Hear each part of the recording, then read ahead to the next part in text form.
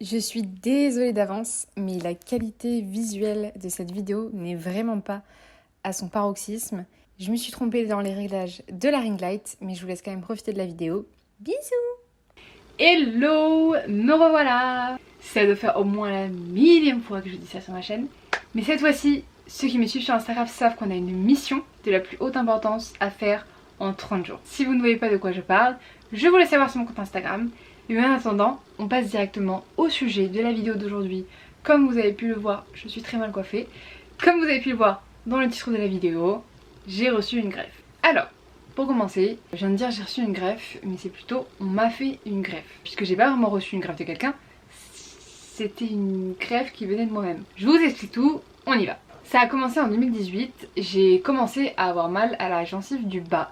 Ça a duré 3 jours et ça me faisait vraiment mal. Même quand je ne faisais rien, ça me faisait mal quand je mangeais, ça me faisait mal quand je buvais, toucher c'était vraiment hyper sensible, ça faisait super mal. Et du coup cette douleur a duré 3 jours, mais finalement elle s'est vraiment estompée toute seule. Du jour au lendemain, j'ai plus rien senti. Mais du coup ma gencive elle restait quand même plus rouge à la base de la dent. Du coup au fil des années, ma gencive, je remarquais qu'en fait elle descendait un petit peu plus.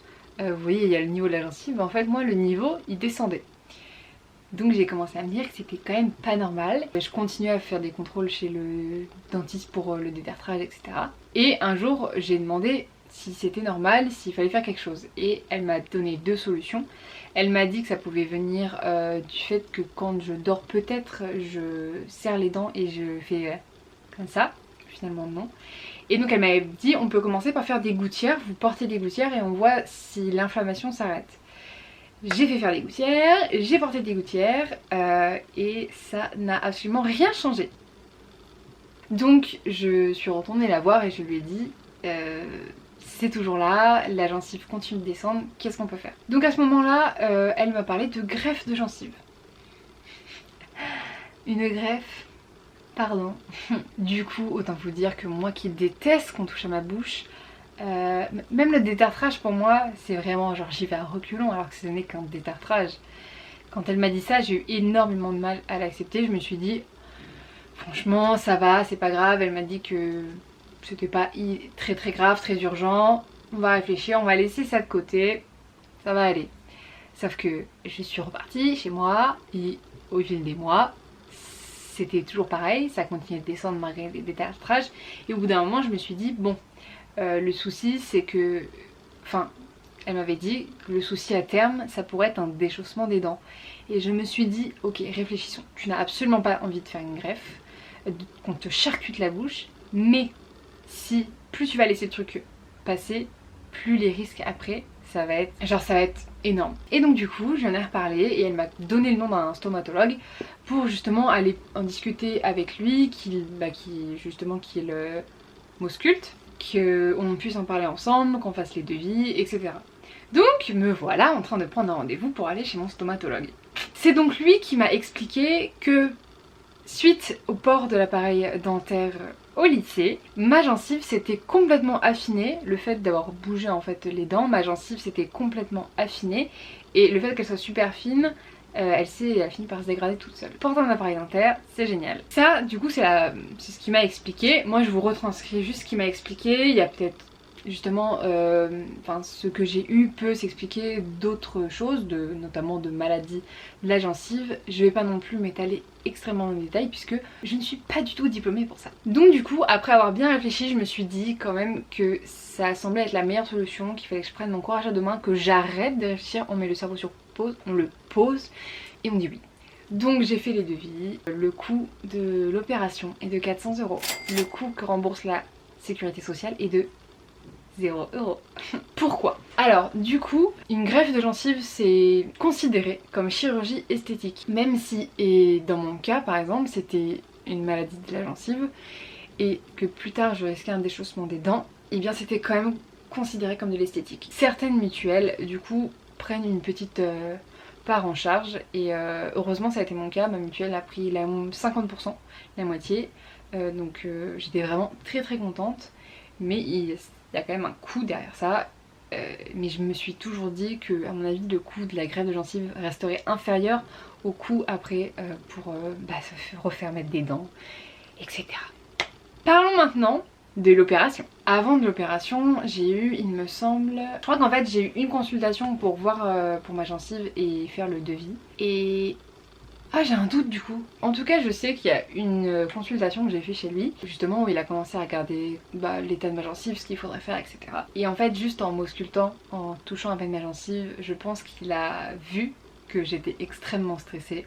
Et donc il m'a prescrit des calmants, des tranquillisants, accordez-leur le nom que vous voulez, des choses pour que je ne sois pas stressée pour l'opération. Du coup vraiment merci, merci, je sais qu'il est d'ailleurs abonné à ma chaîne YouTube, donc si vous passez par là, merci beaucoup encore une fois. Du coup, arrive le jour J. Ça y est, c'est le jour J. J'ai pas du tout envie, honnêtement, si on pouvait passer cette journée très très vite. Ça serait vraiment bien. Je viens de me réveiller, hein, d'où cette tête. Je vais vous emmener avec moi, du coup, pour cette greffe de gencive, puisque je trouve qu'il n'y a pas assez de choses sur internet par rapport à ça. Et donc, du coup, je vais être la propre documentation. C'est parti, on y va. Je vais survivre à cette journée. Le matin, j'ai pris mes petits tranquillisants pour déstresser, ne pas faire monter l'angoisse, etc. Parce que vraiment, pour moi, opération comme ça, c'est... J'étais tellement stressée. Et donc oui, attendez, je ne vous ai pas dit, effectivement, je déteste qu'on touche à ma bouche. J'ai déjà fait mes dents de sagesse, l'extraction de mes 4 dents de sagesse, mais ça, c'était sous anesthésie générale. Donc à la rigueur, j'ai rien capté de ce qui s'est passé. J'ai eu mal après, mais j'ai rien capté de ce qui s'est passé. C'était pas grave, je n'entendais rien, je ne voyais rien. Je ne vous ai pas précisé que la greffe de gencive se fait sous anesthésie locale. Donc c'est pour ça que j'avais extrêmement peur, parce que je me disais que du coup j'allais être consciente. Je me posais plein de questions. Est-ce que je vais réussir à garder la bouche ouverte pendant 1 heure? Parce que vous voyez déjà, c'est long le temps d'un détartrage de garder la bouche ouverte, ça fait mal ici, etc. Là je me suis dit, il va falloir que je tienne 1 heure, je sais pas si je vais y arriver, etc. Donc petite angoisse sur le fait qu'elle soit en anesthésie locale. Mais finalement, vous verrez que ça allait. Du coup concrètement comment ça se passe? Après moi je vais vraiment le faire très grossièrement, comment on me l'a expliqué. J'ai aucun terme scientifique, donc vraiment grossièrement pour que vous compreniez. En gros, je suis arrivée, me suis allongée, il m'a du coup anesthésié toute la bouche, Dieu merci. Et en fait donc du coup la première partie de l'opération ça va être prélever le greffon qu'on va venir en fait mettre. En fait le but de l'opération ça va être de renforcer la gencive et de l'épaissir et du coup aussi de rattraper le niveau où il n'y avait plus de gencive, vous comprenez? Donc la première partie ça va être d'avoir le greffon qu'on va venir poser sur la gencive du bas. Et le greffon c'est votre palais. Donc en fait la première partie de l'opération ça a été de récupérer, de me découper un petit bout du palais. J'espère que vraiment ça vous donne envie. Donc du coup première partie, il découpe mon palais et il arrache le morceau, enfin il arrache, vraiment c'est très grossier comment je parle, hein. Bien sûr qu'il n'arrache pas, il récupère du coup un morceau de mon palais. Donc du coup première partie il retire le greffon sur le palais, deuxième partie du coup il a mis des fils en haut pour je sais pas tenir la peau, je ne sais pas du tout pourquoi il a mis des fils, il a mis des fils en haut, donc il recoue en haut. Et ensuite la deuxième partie ça va être de venir en fait je vais parler grossièrement mais de charcuter la gencive qui est sur le bas pour pouvoir apposer le greffon et qu'il puisse se greffer sur la gencive actuelle. C'est pour ça qu'on la met à vif, pour que du coup ça se reconsolide et que ça se recicatrise avec le nouveau greffon. Donc voilà, donc du coup on vous met à vif, on vous met le greffon et on recoue tout ça. Et c'est terminé, au bout d'1 heure c'est fini. Alors du coup, pour ceux qui j'imagine vont bientôt faire une greffe de gencive et commencent à se renseigner, vous avez envie de savoir est-ce que ça fait mal, les sensations, comment ça se passe. Alors moi déjà, encore une fois, je remercie vraiment mon stomatologue, dont je mettrai le nom pour les gens qui sont en image et qui veulent aller le voir, je le mettrai en barre d'infos. Je remercie mon stomatologue et je remercie également les assistantes. Elles ont vraiment pris soin de moi, ils ont tous fait attention à ce que je n'ai pas mal, à ce que je sois bien, etc. Et ça vraiment merci, parce que quand on est inquiet, avoir du personnel qui prend soin de soi, c'est vraiment incroyable. Donc merci. Et du coup pour les sensations, j'avais vraiment peur de sentir, vraiment c'était une grosse peur. Finalement je n'ai absolument rien senti, j'étais pas stressée par le fait de devoir laisser ma bouche ouverte, j'ai nickel. Enfin ça s'est bien passé dans mes souvenirs. Au niveau sensation, j'ai pas eu de douleur En revanche, j'ai senti quand il a retiré le greffon du palais, j'ai senti que il tirait quand même avec une certaine force et je le sentais. Mais c'est tout, je sentais sans avoir de douleur, donc ça allait. C'est plus à la rigueur que ça me dégoûtait plus que j'avais mal. Je sentais aussi légèrement quand il était en train de recoudre, en fait je sentais juste le fil qui passait, mais vraiment zéro douleur. Donc ça vraiment, n'ayez aucune inquiétude là-dessus. Et après du coup comment se passe le après? Alors pour raconter mon expérience, déjà j'ai eu le droit à de la musique. Voilà, donc sachez que ça c'était vraiment bien, j'avais de la musique, j'avais mon casque je crois, et je m'étais préparé une playlist, donc comme ça j'ai essayé de rester dans ma bulle, donc mettre des musiques vraiment où je sais que je suis dans ma bulle. Voilà, après ça vous pourrez en parler à votre stomato, demander si vous avez le droit. En tout cas moi je sais que j'ai eu le droit de la musique et c'était trop bien. Comme ça j'ai pu rester dans ma bulle et j'étais pas forcément en train de tout le temps écouter ce qu'ils étaient en train de dire. Même si j'entendais bien sûr. Mais ça c'est aussi parce que je suis curieuse et j'aime bien savoir ce qui se passe. Bref. Du coup pour après, tout se termine, on me dit c'est bon, vous pouvez vous relever, relevez-vous doucement parce que ça faisait 1 heure que j'étais allongée, donc je m'assois. Ça a l'air d'aller, mais je ne sens pas de douleur, vraiment je m'assois tranquillement. Et après je me dis bon bah écoutez c'est bon, donc je commence à me lever. Assez anesthésiée de la bouche, donc un peu de mal, je sentais rien dans ma bouche. Je me relève et je crois que je me lève pour aller payer, je crois que je paye, je ne sais plus. J'avoue que le moment est un peu fou, mais tout ce dont je me rappelle surtout, c'est que j'ai fait malaise sur malaise. Parce qu'il faut savoir que moi, je suis une grande adepte des malaises, puisque je monte en stress, je monte en stress, je monte en stress. Tant que le truc n'est pas fait, je suis en haut là. Niveau stress, je suis en haut. Et quand c'est fait, mon stress redescend d'un coup, et là, malaise. Donc je n'ai fait que ça, heureusement j'ai une amie qui est venue me chercher, étant donné que j'avais pris des tranquillisants, je ne pouvais pas venir en voiture et repartir en voiture. Il avait fallu que quelqu'un m'emmène et me ramène. Dans le cas où vous ne prenez pas de tranquillisants, vous pouvez y aller et revenir solo. Mais du coup dans mon cas, je n'avais pas le droit de prendre la voiture. Et Dieu merci, parce qu'après l'opération, j'étais dans un autre monde. Je vais vous mettre ma tête, j'étais dans une autre stratosphère. Et donc du coup j'ai fait malaise sur malaise, il a fallu que ma pote me soutienne pour que j'arrive jusqu'à la voiture parce que j'étais vraiment pas bien, j'étais blanche, c'était horrible honnêtement. Après elle est allée me chercher mes médocs parce que incapable, une lavette, incapable d'aller chercher mes médocs. Parce que oui du coup après au niveau des médocs c'est vraiment hyper léger. Bon, en fait, pause, j'ai raconté n'importe quoi. J'ai retrouvé cette photo et au final, du coup, je prenais des antibiotiques plus un autre médicament à prendre les premiers jours après l'opération, plus les médicaments à prendre quand j'avais des douleurs avec de l'opium. Donc je vous ai raconté n'importe quoi. Voilà. Rectification terminée. Donc du coup post-opératoire, les soins qu'on a à faire. Avec la brosse à dents post-opératoire qui vous a été prescrite, vous lavez les dents comme d'habitude. Juste, il faut faire attention sur la zone qui a été opérée. On fait tout doucement du haut vers le bas. Ensuite, avec le bain de bouche, on vient se rincer la bouche sans trop de pression, sinon on risque d'abîmer les fils. Et ensuite, avec le gel qui vous aura été prescrit, on vient l'appliquer tout doucement sur la zone opérée pour désinfecter et protéger. Au niveau de l'alimentation, ça c'était aussi une question que je me posais. Et oh, moins de bruit dehors. Pour l'alimentation, c'était vraiment une question que je me posais. J'avais peur que ce soit comme les dents de sagesse, de devoir manger liquide pendant une semaine et demie, 2 semaines, et vraiment t'en peux plus à la fin du liquide, t'en peux plus, t'as juste envie de manger un truc consistant, dur. Et donc du coup, il me dit en sortant, au niveau de l'alimentation, pas de contre-indication, juste éviter au début, dans les 3 premiers jours ou la première semaine, je sais plus trop, de manger trop chaud, trop froid ou épicé. Voilà, il me dit sinon il n'y a pas de souci, vous mangez comme d'habitude. Moi je me dis ok et tout, assez étonnée parce qu'en fait... Mais il est taré lui, il m'a fait trop peur. C'est Siri qui s'est activé tout seul, j'ai eu trop peur.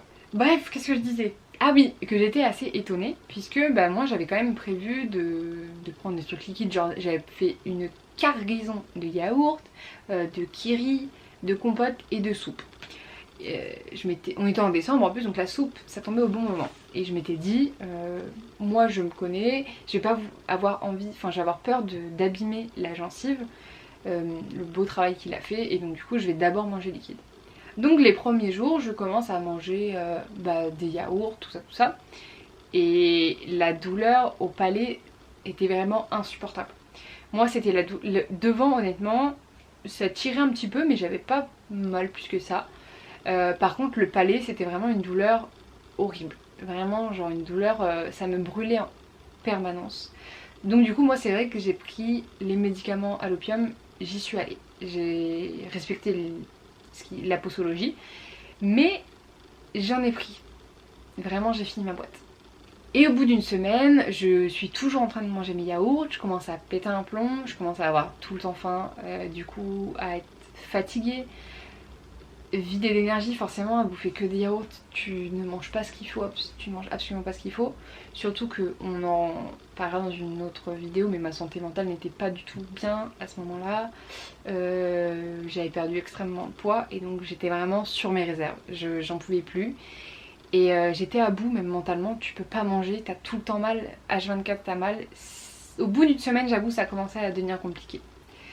Et je trouvais pas ça normal puisqu'il faut savoir que dans l'entreprise dans laquelle je travaillais, à un mois d'écart, j'avais mon collègue qui avait eu la même opération. Et donc lui je lui ai demandé, je lui ai dit mais est-ce que t'as fait mal quand tu mangeais? Il me dit bah non. Il me disait qu'il avait pas pris les médicaments à l'opium déjà parce qu'il avait pas eu mal et qu'il mangeait normalement. Et donc à partir de ce moment là je me suis dit à mon avis il y a quand même un problème. Donc j'appelle mon stomato, je lui dis que j'ai un souci, que j'ai toujours mal et que c'est vraiment pas normal, que... Bref, je suis à bout et très gentiment il me propose un rendez-vous le soir même.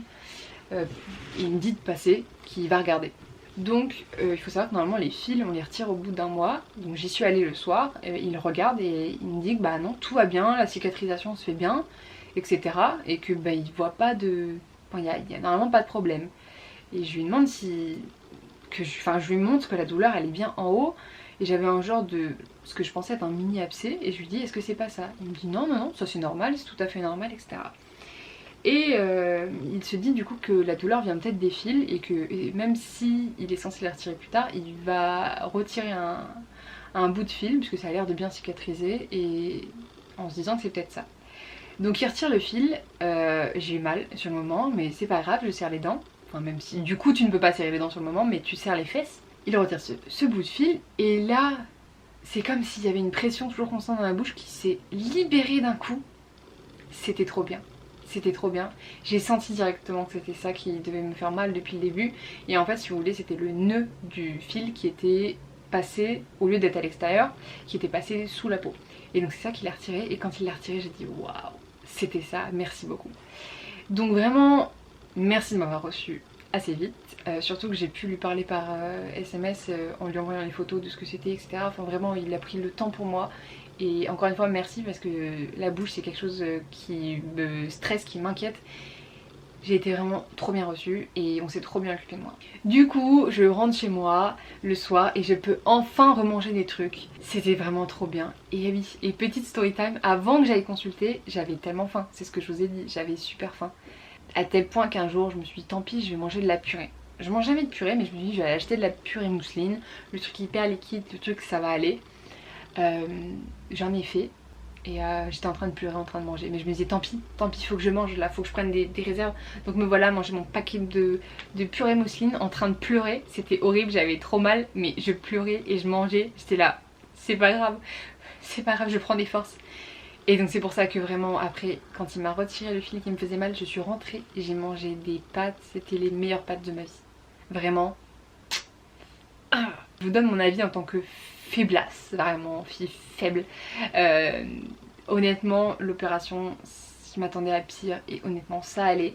J'ai eu un post-opératoire qui n'était pas anodin puisque normalement c'est ce que je vous dis, après l'opération tu peux manger normalement excepté les 2 premiers jours à la rigueur, mais tu peux très vite remanger normalement. T'as juste un soin à faire sur la zone opérée et encore au-dessus de la zone opérée parce que sinon tu ne touches à rien.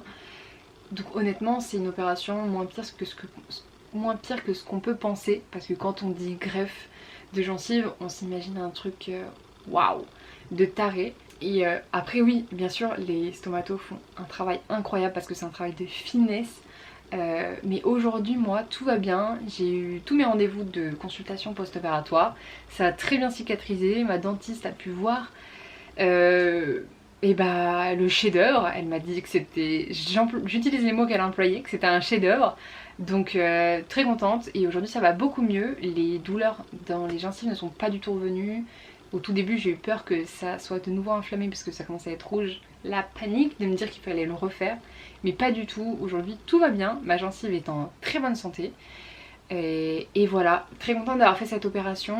Je regrette pas du tout. Je pense que honnêtement pour les personnes qui ont peur de faire cette opération, il faut vraiment mettre son cerveau sur off et se dire qu'il vaut mieux le faire maintenant pour payer moins cher et avoir des opérations moins lourdes plutôt que d'attendre, laisser couler le projet. Laisser couler le problème et du coup après d'avoir des conséquences un peu plus grave, un peu plus grosse. Donc voilà, je sais pas si j'ai répondu à toutes les questions qu'on peut se poser quand on va faire une greffe de gencive, ou pour les plus curieux qui ne vont pas en faire mais avaient envie de savoir comment ça se passait. Je sais pas du coup si j'ai répondu à toutes les questions. Si vous avez des questions, vous les mettez en commentaire. Vous avez l'habitude maintenant, j'y répondrai. Et voilà, je crois que j'ai tout dit. On se dit à bientôt, j'attends vos questions, j'attends vos retours. Et surtout, ne vous inquiétez pas si vous avez cette opération prévue pour bientôt. Ne vous inquiétez pas si on vous a dit qu'il fallait faire cette opération. Faites-la, n'hésitez pas. Économisez un peu s'il faut. Comparez les mutuelles, parce qu'il y a des mutuelles qui prennent en charge. Maintenant, c'est facile de changer de mutuelle. Mais en tout cas, ne laissez pas traîner les problèmes de santé. C'est important. Consultez si jamais vous avez un souci aux gencives. Parce que la gencive, on ne la récupère pas. Elle ne repousse pas comme les ongles. Donc vraiment, consultez si jamais vous avez le moindre doute. Et en attendant, moi je vous fais des bisous et on se retrouve bientôt pour une autre vidéo qui, je l'espère, ne sera pas sur mes soucis de santé. Bisous!